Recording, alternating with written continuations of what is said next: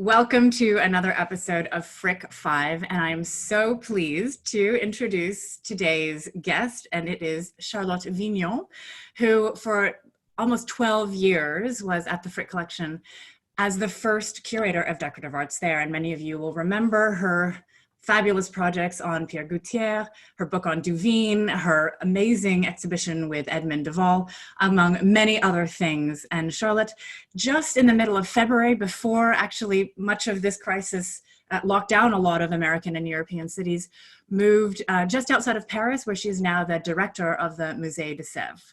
So welcome, Charlotte. How are you?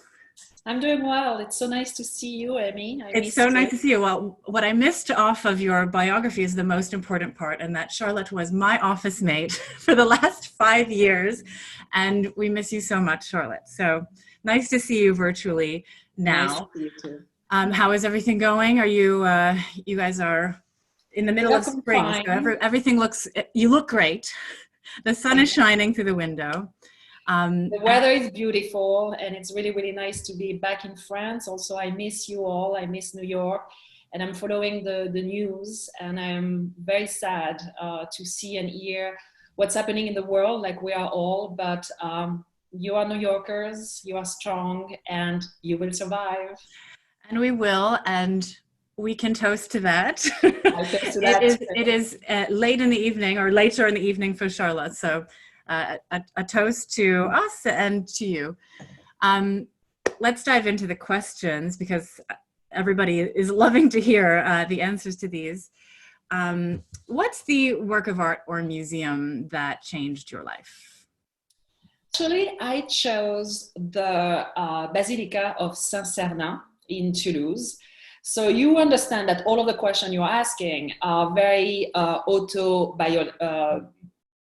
biographical. Yes. And so, of course, I'm going to reveal some of my childhood and youth. And so I studied law school in Toulouse, where I lived then. And I went to law school because I wanted to change the world. You know, I was 17 or 18. And it was kind of a good goal. And I quickly realized that law school was not going to make it, and that law school was making lawyers. And I'm not sure I wanted to become We need lawyers. We do need lawyers in the world. We do need lawyers, but it's not what I wanted to be. And right. I didn't really know what I wanted to be. But the law school in Toulouse is very near Saint-Sernin.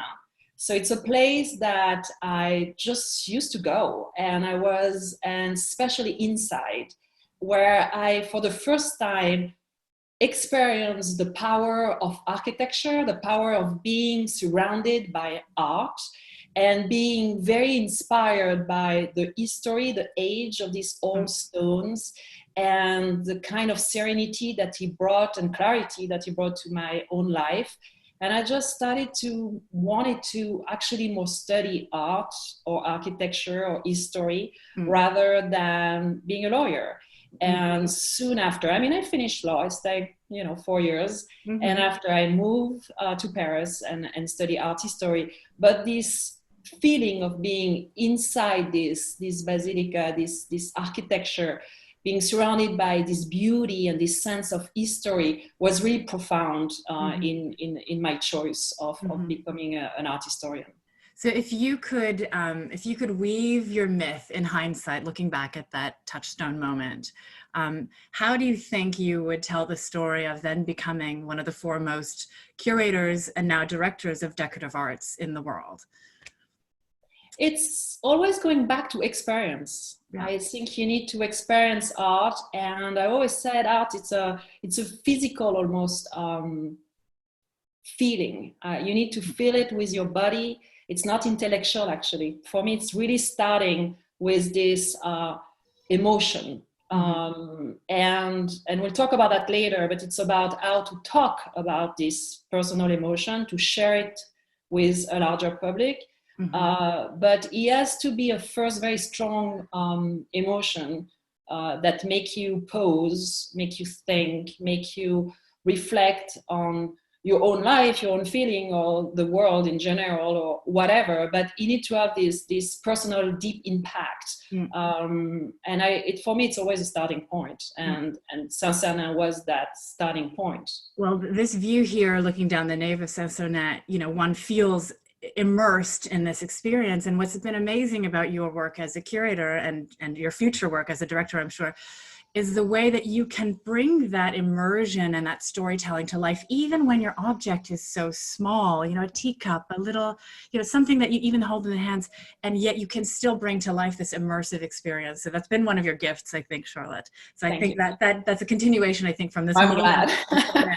and to now in 2020. I know you can't live in Saint-Cernin, so for the second question that I'd like to pose, what is the work of art in the world that you would want to live with every day?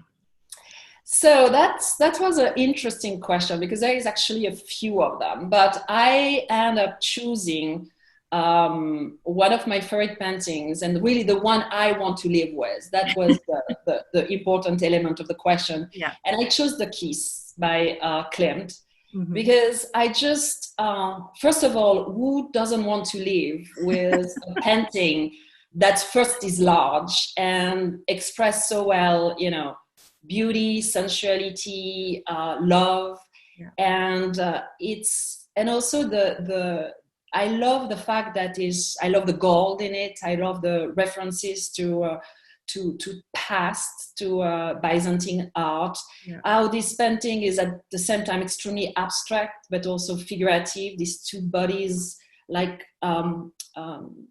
unlaced into each other. I mean, talk about immersive experience. She is enveloped, right, by this. Yeah. And there's something religious in these paintings that I love. And in general, in art, I always like when there is a conflict between the figurative abstraction. And I think this one embodied that. And it just gives me some serenity and happiness and peace. I just feel terribly good looking at Klimt in general, and especially this one. So I know you've just moved house recently, and this does not have to be anchored in reality, but if you could put this painting anywhere in your daily life, where would you want to encounter it in a domestic way? Is it something you go to sleep and the last thing you see? No. This is actually a living room thing. And I will really put it, there is a big empty wall. I think it will totally fit here. And also what is great with Klimt, I love that moment of art history. Vienna, the turn of the century. So I can really also imagine, furniture with Joseph Hoffmann, Carlo van Mother, and Otto Wagner. So I think it's this moment of art and creation, design. So it could be, I would love to have also some furniture that go with it from the same period. I love the literature, and we will go back a little bit later with that. So it's a very immersive piece, but I can also see it as an interior piece. It's very decorative in many ways. So I like, actually, not surprising for decorative arts curator, but director, but I like decorative art. And I think Klimt is part of that. So, okay, question 3.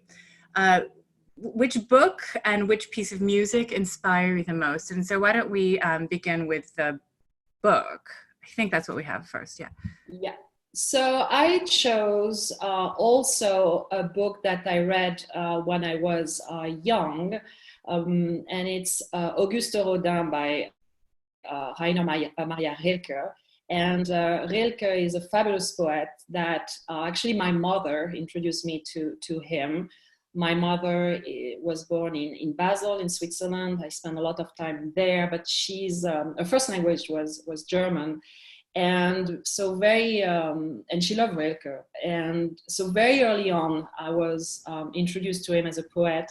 And she gave me this book about Rodin when I was, again, more or less 18, when I was in law school.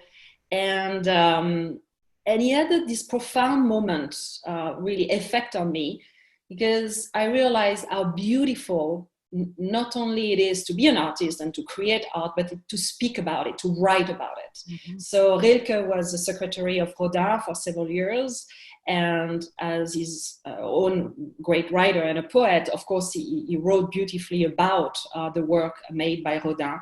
This is a very short book, but it's really this moment when you read about art and the writer actually make you see things that you may have not see yourself. So I knew I was not going to be a poet or a famous writer, but I thought maybe I can try art historian. And it really helped me to become, or to decide at that time in law school that I wanted to go to art history, which I did. So, and especially, I don't know if you know, I tried to look for the translation of it, but the text that he wrote about the bourgeois de Calais, so I think the burghers of Calais, maybe you say, I don't think there is an English translation about it, but seriously, it's a text that I read often, every couple of years, to remind me how you can write beautifully and how important you are for the other person who is going to read and understand that work. And now, each time I see a version of that piece by Rodin, I think about the words by Rilke. So he said something very important, that Rodin at that moment really captured that moment of history. You know, you are a sculptor and you need to write or depict an historical moment. But he focused on the essential. Mm-hmm. And I think us sometimes also we need to depict, to describe what the artist tried to. And the moment for that Rodin chose was the departure, when all of these men need to leave Calais. Mm-hmm. And he has such a beautiful way of describing all of these faces and gesture. It's just like, I mean, he's a poet. I mean, it's a beautiful text. And did you read it in the original, the first moment that you read it, was it in the German or in the French? Because it's a very interesting thing. And you, somebody who, was born in French, you're very fluent in many other languages, but you have spent so much of your career in America. And I almost feel the translation between what Rilke is doing with the work of Rodin, converting a visual into poetry or prose or words.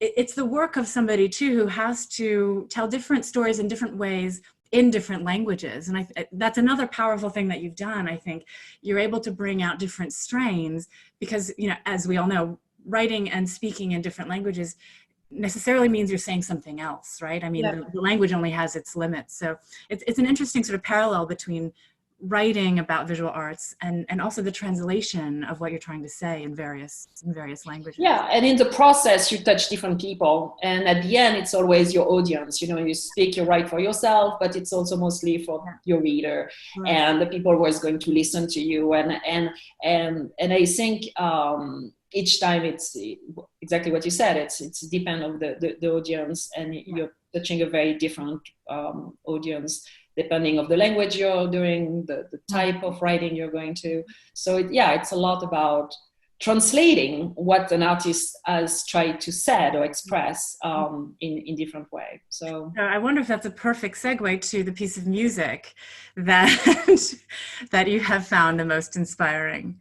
So this is also, I need a little explanation for that, because probably the most inspiring piece of music, when I've been thinking about it, I wanted to be very spontaneous in this interview. I didn't want to try to overthink it. I just wanted to. So probably it's the second movement of the Seventh Symphony of Beethoven that really is this very slow starting. This is just this beautiful, beautiful moment. But what is inspiring me now, it's actually not that. Even if that piece of music, the Beethoven piece, has been following me since I was also very young, because I trained as a cellist. So it's a piece that I played and I really absolutely love. But right now it's I Will Survive by Gloria Gaynor, because she is exactly what I think it's very I've been listening to this song a lot recently. because of my personal turmoil, but also because of everything that is happening in the world. Okay, I'm going to move on to the question of the artist you think is most overrated. Overrated. Overrated. Who is I need And I know, you know, when we pose these questions, I'm always a little bit concerned that, you know, there are people who are going to be watching this who may really love some of the artists that our guests may find overrated, but it's, you know, it's all part of a larger discussion. So here, I think I'm going to be my choice is not very surprising, I think, for many. It's, I chose Renoir.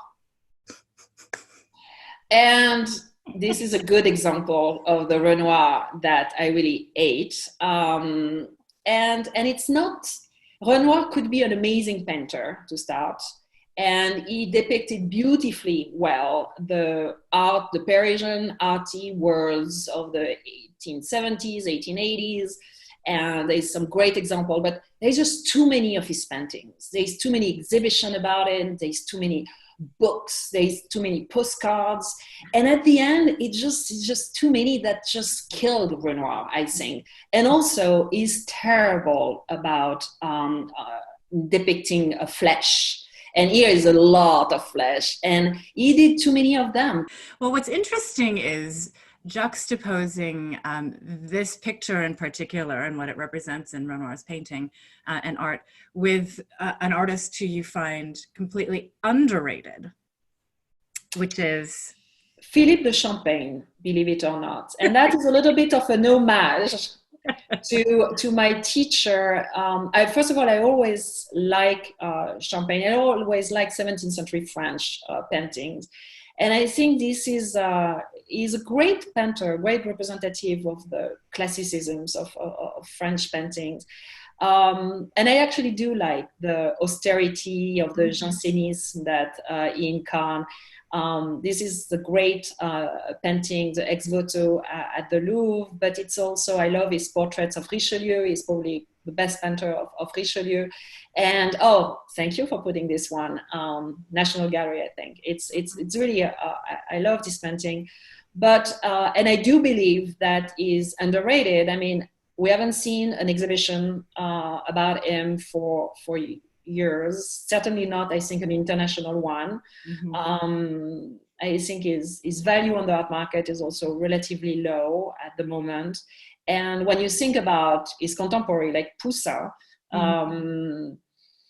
I mean, I will not say that Poussin is overrated, but he's a great painter. But you know, Le Sueur and Champagne and others are much less known than Poussin. Mm-hmm. So I will put really Champagne as a great painter that is not well known enough and deserve a good recent exhibitions or at least a study.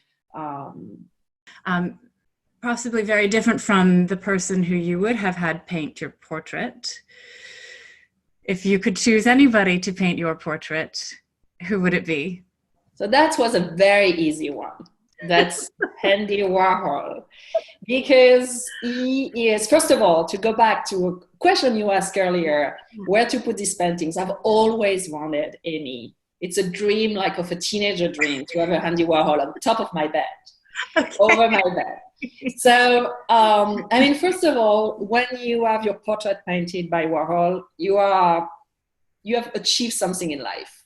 Mm-hmm. It's successful in somehow in your field, but you achieve some greatness. Could be an actress, could be a political figures, writers. I mean, he portrayed successful people. So that's already something, a sign that you have become someone.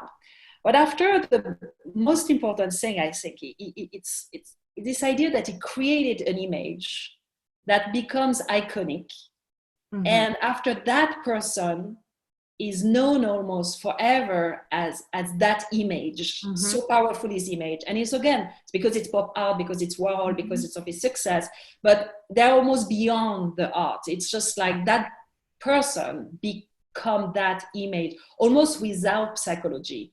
So if I appreciate the psychology in Champagne's work, here what I love is the lack of psychology. And I think if I do want to be remembered, I don't want to reveal myself. I just want to be this icon. I just want to be an image. I hope you don't mind, Charlotte, that I took the liberty of... Here I am. Here I am. Here I am. Second, I'm very limited in my abilities, but I thought... I just now I just need to make it a large format, and you need to ship it to Sèvres, and I will put it over my bed. Thank you, Aimee. It's been a pleasure, Charlotte. Thank you so much for doing this with us. We miss you so much, and we look forward to all the great things that you are going to be doing and are currently doing, keeping you busy in Sèvres. So all I can say is see you soon. See you soon, and thank you, Aimee. Thank you, Charlotte. Bye-bye.